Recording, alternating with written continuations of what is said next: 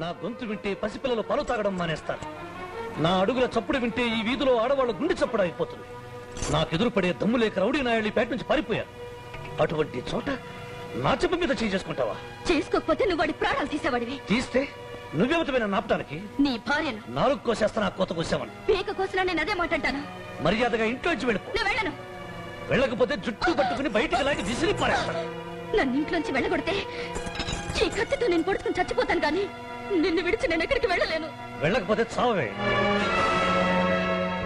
నిజంగా నన్ను చావమంటావా? నువ్వు చస్తే నాకేంటి? మున్సిపాలిటీ వాళ్ళు వచ్చి నీ శవాన్ని తీసుకెళ్తారు. అంత మాట అనొద్దు. ఒక్కసారి కాదు, 100 సార్లు అంటాను.